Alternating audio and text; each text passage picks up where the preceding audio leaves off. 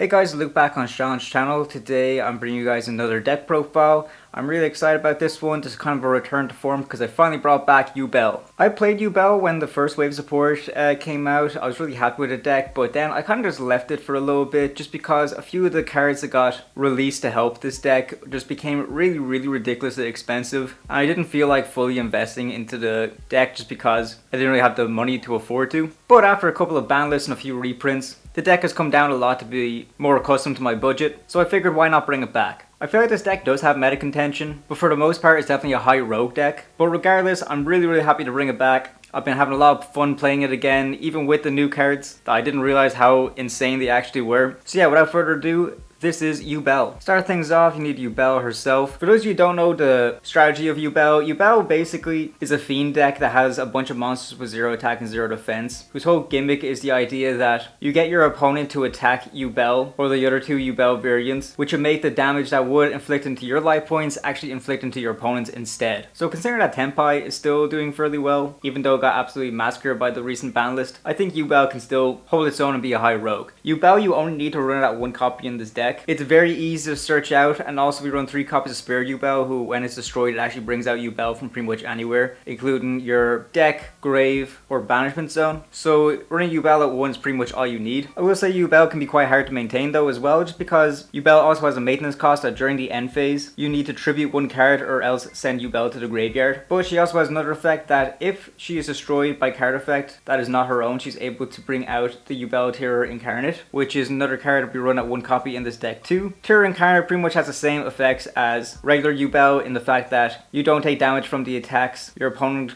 inflicts onto you with this card. Your opponent takes the damage instead. But her end phase effect is a little bit different because rather than Yubel where it has a tribute monster to stay on the field, Terror Incarnate says that during your end phase you need to destroy all other monsters on the field. So it's a good way to get a board wipe, especially if we're not committing too much to our board and our opponent has a lot going for them. And then finally, I know a lot of people don't run this card. I actually do because I think it's a lot of fun to play. The Ultimate Nightmare. Now, much like Yubel, when it's destroyed, it goes into Terror Incarnate. Similarly enough, when Terror Incarnate is removed from the field by a card effect, you're able to bring out Yubel the Ultimate Nightmare. Yubel the Ultimate Nightmare, similar enough to all the other Yubel monsters, you don't take damage from attacks involving this card. The damage instead is inflicted onto your opponent. But Ultimate Nightmare, since it's the final form, doesn't really have much end phase effects like the other 2 Yubel monsters. But what makes Ultimate Nightmare a lot different is that rather than waiting for your opponent to attack, it's only if the Ultimate Nightmare battles an opponent's monster, you can inflict damage equal to that monster's attack to your opponent, and also you can destroy that monster too. So that's why I think it's pretty good to run 1 copy of each. Not only because it's a good way to kind of like keep bringing out bigger and bigger guys when your opponent gets rid of your Yubel monsters, but also Nightmare Throne has an interesting way to bring them out more easily. So I definitely think it's worth running 1 copy of each. If you guys want to go with the standard 1 copy of Yubel, 1 copy of Terror Incarnate, that's absolutely fine. But I've been really enjoying my time playing with the Ultimate Nightmare as well, so I'd recommend 1 copy of each of these cards in the deck. Next we have 3 copies of Spirit of Yubel. This was a fantastic card to get in the first wave of support. Similar to the other Yubel monster, it can't be destroyed by battle, and also you take no damage from battles involving this card. It doesn't have the effect that inflicts the damage into your opponent, but if you're playing this alongside with Nightmare Pain on the field, your opponent will take that damage regardless. If this card is destroyed, you can special summon one of your Yubel monsters from your banishment, hand, deck, or graveyard. So this is very much a key piece in order to get to your Yubel as quickly as possible. Not only that, Spirit of Yubel has a few other effects that makes it a very impressive card. Because when your opponent's monster declares an attack and this card is in your hand, you're able to actually special summon this card. Not only that, if this card is special summoned, you can add to your hand or set 1 spell or trap from a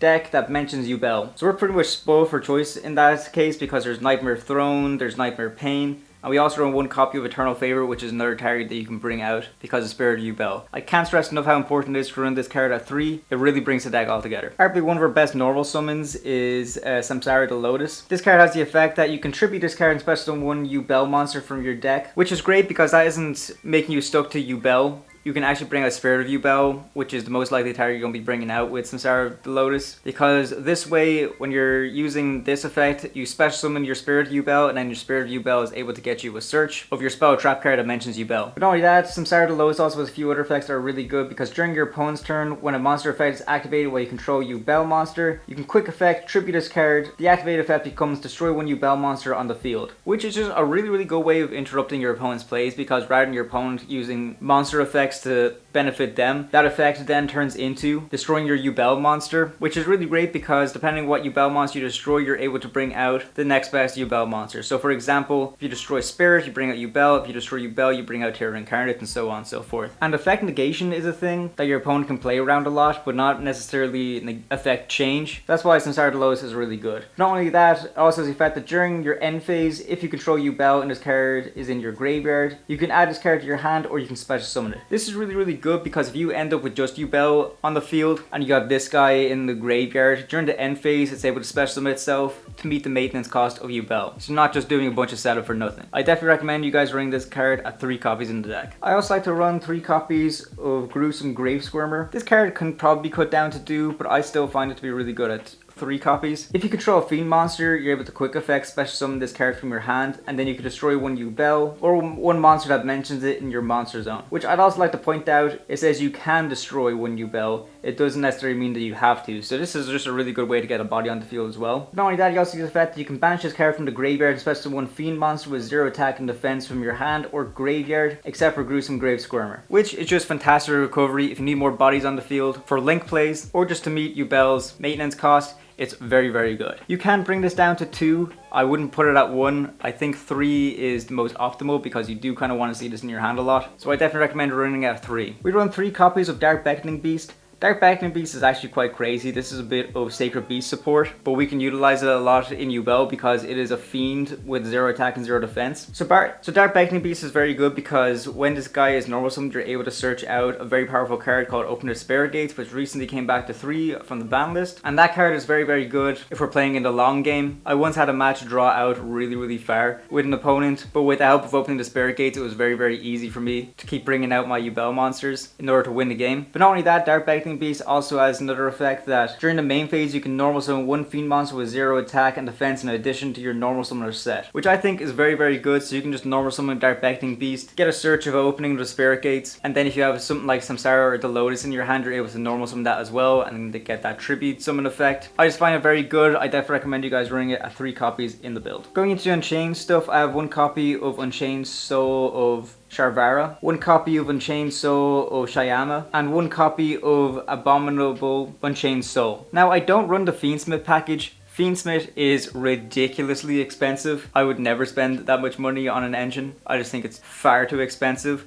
Although it's technically better, I just cannot justify that price at all. But I still didn't want to make Yubel a pure deck, just because I don't think it's quite there to be pure on its own. So the Unchained engine is still very good to run alongside it. For those of you who don't know what the Unchained monsters do, a lot of them have effect to special summon themselves by destroying set spells or traps on your field. And with the help of some of your Unchained spells and traps, such as the Escape of the Unchained and Abominable Chamber of the Unchained, you're able to get a lot of advantage by popping those guys specifically. And then from there you're able to go into your link plays, and the link monsters of the Unchained are basically able to use themselves and some of your opponent's monsters during their turn in order for you to link climb into some of your bigger monsters. Unchained Soul of Sharvara is very essential for one of your Unchained combos. He has a quick effect to special summon himself out from your hand, and he's also searchable off of Unchained Soul Lord of Yama, so he's definitely essential to run. Shyama is very good as well, but he's mostly good at like bringing himself out from the graveyard rather than bringing himself out from the hand. And Abominable Unchained Soul I find to be worth the run in this deck, not only because he's very easy to bring out, so it's also good to go for some of your link plays, but I just think it's also pretty cool to have a bit of a beat stick in this deck as well. So having Abominable Unchained Soul at 3000 attack, I just think it's too good to turn away. So definitely recommend you guys run 1 of each copy in this deck. Hand traps now, 3 copies of Ash Blossom. I don't necessarily think we're in fire format as much anymore, so Ash Blossom is definitely a main deck staple again. I like to run 2 copies of Droll just because Droll can be very crippling depending on what the matchup is. And a lot of the best decks are combo decks now, so Droll is a good way of combating a lot of combo decks. And 2 copies of Nibiru. I main deck Nibiru because this is Yubel. So again, the gimmick of Yubel is that when your opponent's big monsters attack into Yubel, your opponent takes the damage. So if you're able to bring out a Nibiru token with a ridiculous amount of attack and have Nightmare Pain on the field and have that token attack into Yubel, you can pretty much win the game right there and then. So I think Nibiru is very good to main deck. Although I did praise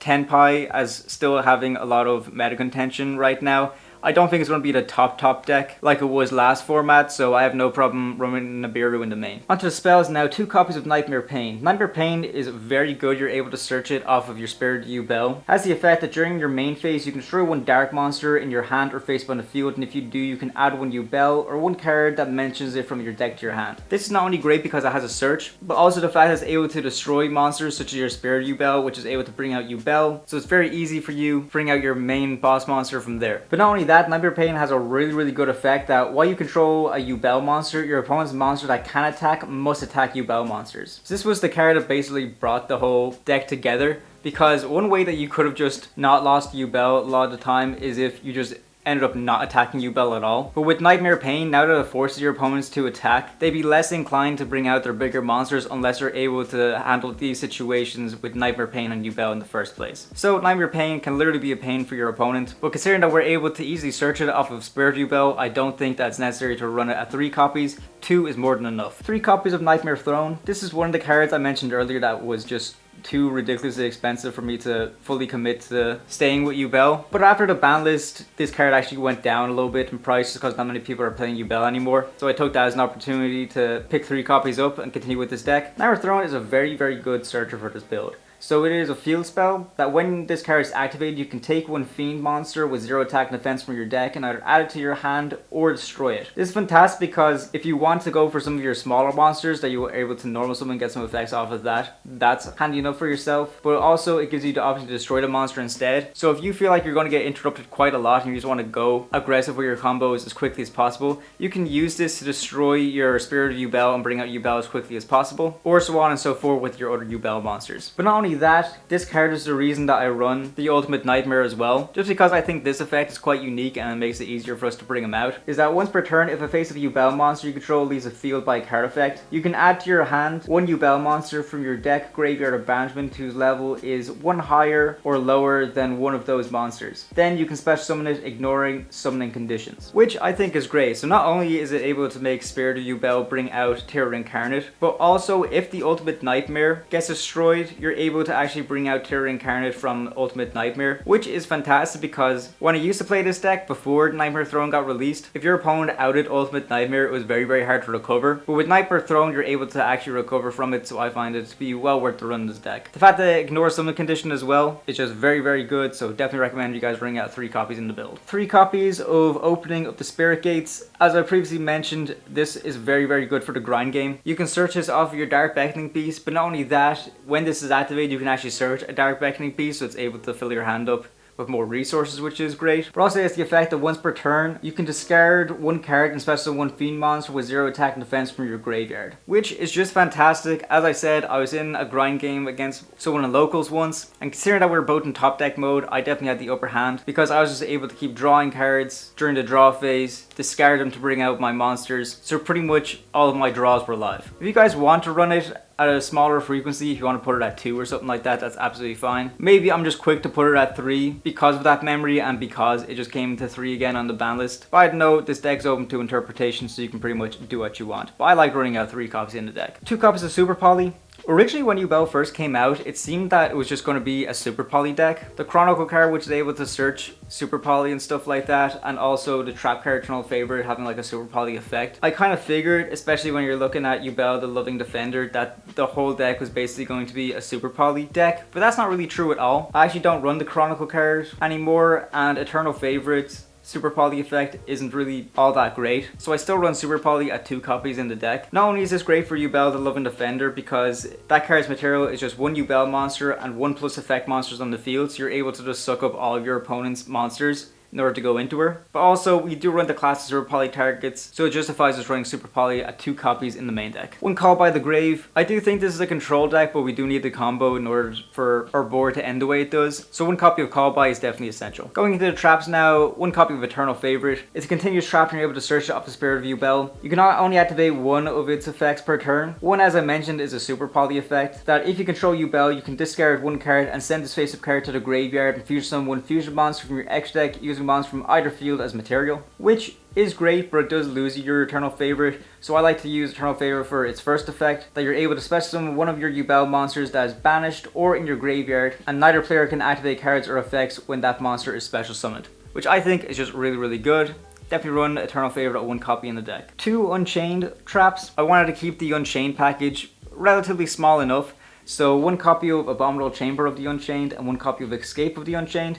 They both have primary effects, but both of their secondary effects are pretty much the same. So if this set card is destroyed on the field, you're able to special summon an Unchained monster from your deck, which is just really great for going through your Unchained plays as quickly as possible. But not only that, Abominable Chamber of the Unchained also has the effect you can special summon 1 Unchained monster from your hand or graveyard, or Escape of the Unchained has the effect you can target 1 Unchained monster you control and 1 card on the field and destroy them both. If you guys were going down the route where you really wanted to heavily rely on the Unchained package, you might run more copies of these cards, but I don't think it's fully necessary. I wanted to keep the Unchained package as minimal as possible in the main deck, so I think 1 copy of each is more than enough. Then rounding us off, 3 copies of Imperm. That concludes the hand traps and concludes the deck. Going into the extra deck now, we will run 1 copy of Phantom of Yubel. That's all you can run it at because Phantom of Yubel got limited in the last ban list. This was the other card that made me go off Yubel completely, because when this card first came out, it was like €50 or something like that, and I just couldn't justify the €20 per copy of Nightmare Throne and the €50 Phantom of Yubel. So that's why I dropped the deck for a bit, but since it got hit in the ban list and the deck just got older and a bit power crept, the price of these cards went down, so it's a lot more affordable in terms of how affordable a Yu-Gi-Oh deck actually is. What makes Phantom of Yubel absolutely crazy is the fact that you don't need a fusion spell to go into this card. Its material is 1 Yubel monster and 1 Fiend monster with 0 attack and defense, but this card must be special summoned from your X deck by shuffling the above cards from your hand, field, and / or graveyard into the deck / extra deck, which is just absolutely insane. I feel like fusion summoning is becoming so simple nowadays that long ago are the days where you needed 3 cards in your hand in order to summon out a Flame Wingman or whatever. But Phantom Yubel is a great protection, not only because you can bring it out very quickly, so you're able to protect yourself from the likes of Nibiru or some other form of hand trap, but because it has the quick effect that when your opponent activates a monster or effect, you can tribute this card, and then the activated effect becomes your opponent destroys 1 Yubel monster in their hand, deck, or field, which is just absolutely insane. As I previously mentioned, effect negation is something that your opponent can play around, but having an effect change to something else is something that can be really hard for them to combat. So considering that this card is very easy to bring out and it has an effect like that, it makes it a definite staple for the deck. As I previously mentioned, Yubel the Loving Defender. If you're able to super poly this, you can pretty much use all the monsters that your opponent controls and 1 Yubel monster that you control. And if this card is fusion summoned, you can inflict 500 damage to your opponent for each material used. So it's a good way to lower your opponent's life points and win for time that way too. But not only does this have the standard effect of all Yubel monsters where you don't take damage from battles involving this card, but where Yubel the Loving Defender differs from that is that after your opponent takes the damage from that monster, you can actually banish that monster as well, which is just fantastic. I definitely recommend you guys running this card at 1 copy. Super Poly targets now: Mudragon the Swamp,